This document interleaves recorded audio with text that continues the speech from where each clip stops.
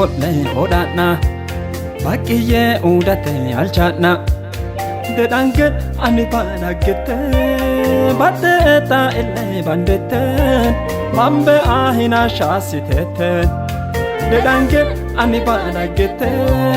baddeta ille bandette mambe ahina shasitete ate male faisa kedeban ate male gargarak ate male baida kedeban ate male yesus ate male faisa kedeban ate male gargarak ate male baida kedeban ate male yesus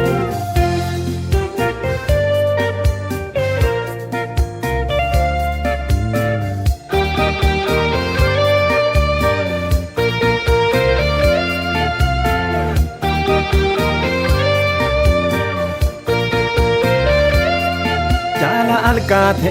aferun fayuda funalle daberun nenkichi yihuda na dufe rakni qara kulle kufe analle barri kuno dufe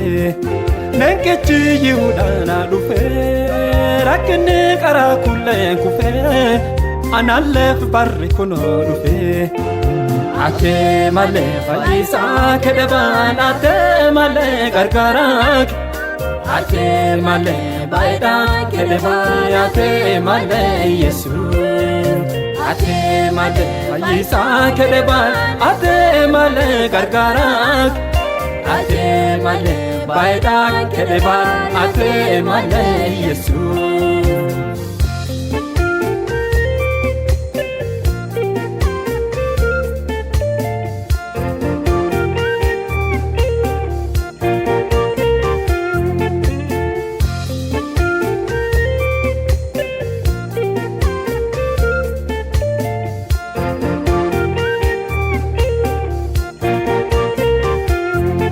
retenni shole galeka manjiduchi adde wadeka retete yane baragato adde wadeke adde utaton mambe ahina shasitaton retete yane baragaton adde wadeke adde utaton mambe ahina shasitaton ate male faisa kedeban ate male gargarak ate male baida kedeban ate male yesus ate male faisa kedeban ate male gargarak ate male baida kedeban ate male yesus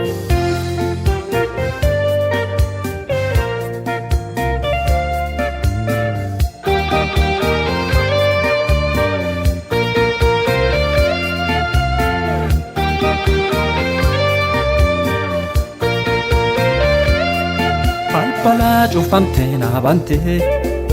mana hidha keessa na baafte balbalti jiruuti yaasima abbo ati anaaf waaquma galanni si gewdachaa kuma balbalti jiruuti yaasima abbo ati anaaf waaquma galanni si gewdachaa kuma ate male faisa kedeban ate male gargarak ate male baida kedeban ate male yesus ate male faisa kedeban ate male gargarak ate male baida kedeban ate male yesus amniye ufolle hodhadha baqqiyye udate alchadha dedanged ani banagette baddeta ille bandette mambe ahina shasitete dedanged ani banagette baddeta ille bandette mambe ahina shasitete ate male faisa kedeban ate male gargarak